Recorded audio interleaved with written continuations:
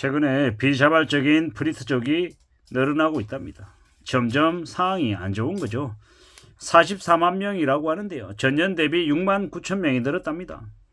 2023년에 37만 명이었고 2014년에는요 26만 명이었답니다. 쉬고 있는 청년 4명 중에 3명은 일할 생각이 없다고 했습니다. 이런 이들이 집 밖에 나와서 상황을 같이 해결할 수 있게끔 해줘야 되는데 그러한 것들이 쉽지 않은 것 같습니다. 또한 이제 경제적으로 대개 공공에 처해 있는 힘든 노인들도 많답니다. 국민연금이 턱없이 모자라서 일해야 되는 처지에 있는 노인들이 많다라는 거죠. 죽기 전까지 계속 일해야 되는 노인들, 이 노인들의 빈곤 문제도 매우 심각하답니다. OECD 국가 중에서 가장 노인 문제가 심한 곳이 한국이죠. 이러한 이야기들 듣다 보니까 겁이 더 많이 나는 거죠. 앞으로 점점 더 삶이 어려워지는 것 같습니다. 이웃나라 일본은 사토리 세대라고 했죠. 40대 50대 세대들의 자녀들입니다. 삶이 힘들어서 집단보다 개인에 집중했던 그들입니다. 취업 빙하기 시기에 이 사다리가 걷어차였죠. 현실이 매우 빡셌습니다. 그러다 보니까 히키코모리가 됐습니다. 이 빙하기 세대 다음이 사토리 세대인데요. 2010년, 2020년에 태어났는데 경기 침체와 2011년 동일본 대지진을 경험하면서 점점 희망이 사라졌습니다. 무언가를 선택할 수 있는 기회가 없어진 거죠. 사토리 세대에게는 언뜻도 어려웠습니다. 소비에 대한 욕심이 사라졌고 대기업에 들어가고 싶고 연애하고 술 먹고 소비하는 것에 대한 관심도 사라져 버렸습니다. 정규직이 되면 돈을 더 벌 수 있지만 일을 더 하고 싶지 않아 한 거죠. 그저 자기 생각대로 살아간 겁니다. 능력을 키워서 외차 사고 집도 사고 이러고 싶은 마음이 없는 거죠. 돈은 없지만 스마트폰이 있으니까 특별하게 지루하거나 재미없을 일이 없죠. 그냥 스마트폰으로 검색하고 영상 찾아보고 그러면서 시간을 때우며 사는 겁니다. 그리고 일본 사회도 사토리 세대에게 관심이 많았지만 그들이 세상에 대한 관심이 없었습니다. 그렇게 물들게 놔버린 거죠.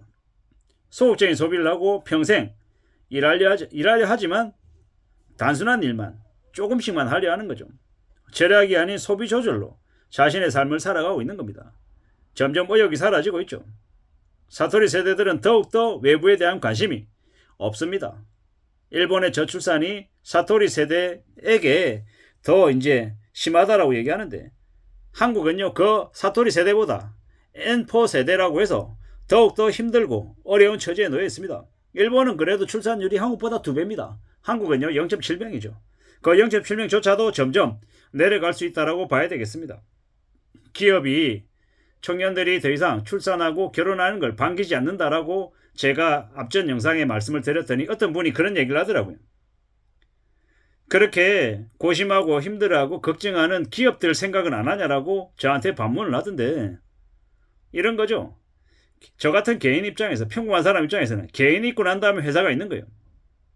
내가 그 회사에 존재하지 않으면 회사가 살아남든지 말든지 이기적인 생각이지만 소용이 없다라는 겁니다. 내가 잘려나가고 내가 속했던 회사가 잘 먹고 잘 살면 어떻게 됩니까? 회사는 잘 지낼지 모르겠지만 회사에서 튕겨난 저라고 하는 개인은요. 침몰하고 몰락하고 죽어나가는 거죠. 되게 극단적인 얘기입니다만은 그러면 회사가 직원들을 전부 다 안고 가면서 끌고 가면서 회사가 망가져야 되냐 이렇게 또 극단적으로 저에게 공격하는 놈도 있다라는 것 너무도 잘 압니다. 근데 그렇게 정작 저에게 딴지 걸고 얘기하는 그 놈들은 정말로 제대로 된 삶을 사는 인간들일까라고 생각해보면 아니죠. 그냥 온라인 세계에서 남을 비방하고 자신은 되게 논리적이고 합리적이고 세상을 생각하고 기업을 생각하는 사람인 것처럼 흉내내는 쓰레기들이 되게 많습니다. 개막장들이죠. 자기 옆에 있는 이웃에 대한 생각, 옆 사람이나 동료가 어떻게 살아가는지에 대한 관심도 1도 없으면서 개뿔 자기가 실제로는 하층민이고 비정규직이고 계약직이고 파견직이어서 되게 우울한 인생을 살면서 거창하게 삼성전자 걱정하고 현대차 걱정하고 SK하이닉스 걱정하는 찌질이들 개막장 인간들이 많다라는 겁니다.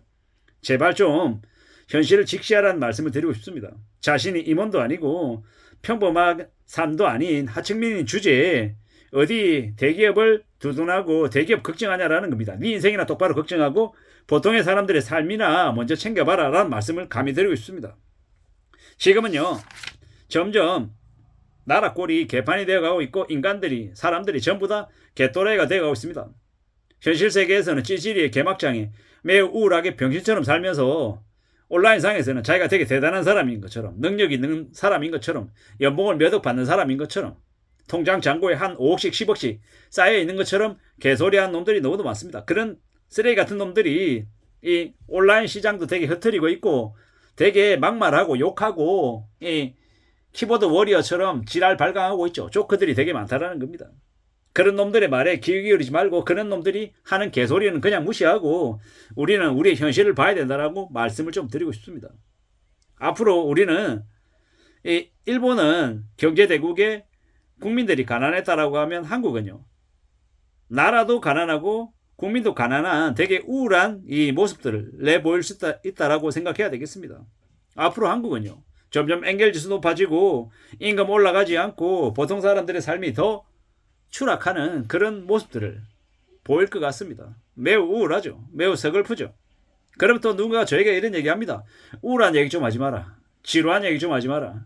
제발 희망과 긍정의 얘기를 좀 하라 라고 얘기합니다. 근데 주변을 둘러보십시오. 주변이 희망이 보이는지 긍정이 보이는지. 지금 이 시대에 희망과 긍정을 얘기하는 놈들은 어떤 놈들입니까? 사기꾼 아니면 희망파리하는 이 유튜브 영업파리들이 많지 않나라는 생각을 해봅니다. 개소리에 놀아나지 말고 불편한 현실을 직시하고 내다보고 까발려야 된다고 생각합니다. 그리고 그 불편한 현실 위에 그래서 내가 어떻게 살 건데 라고 하는 고민, 행동, 대응들이 필요하다고 감히 말씀드립니다. 우리는요, 지금 심상치 않은 시국에 놓여 있습니다. 쉽다라고 생각하고 만만하다고 생각하고 괜찮을 거라고 마음먹으면 안 된다라고 말씀드립니다. 불안을 조장하고 우울하게 얘기하고 네가 인생이 우울하니까 다른 사람의 인생도 망하라고 악담하는 거다라고 저에게 얘기하는 놈도 있습니다. 근데 그렇게 얘기하는 놈들은요, 그 놈들 인생이 우울하고 비참하고 되게 죽고 싶은 심정일 거라는 겁니다. 저는 우울하지도 않고 제 인생이 불행하지도 않습니다. 저는 제 나름대로 열심히 살아가고 앞으로 발전해 나가고 있고, 비록 지금의 출발점은 비록 저 아래지만 점점 나아지고 있고 개선되고 있고, 어제보다 오늘이, 오늘보다 내일이 현금도 더 축적되고 능력도 더 갖춰지고 있고 점점 더 잘 될 가능성을 만들어가고 있다는 겁니다. 이런 제가 다른 누군가가 망했으면 좋겠다, 망해라, 자빠져라, 지옥으로 떨어져라 이렇게 악담하는 게 아니라 이 불편하고 어려운 현실을 인정하고 받아들이고 어떻게 잘 살아갈지를 강구하자, 추구하자라고 말씀드리고 싶은 겁니다. 아무쪼록 지금은 살아가기가 되게 빡빡하고 버겁다라는 게 현실이죠. 그렇기 때문에 더 현금을 축적하고 자기의 일에, 자신의 업에 정성을 다해서 열심히 열정을 쏟아야 된다고 말씀드리고 싶습니다. 이상입니다.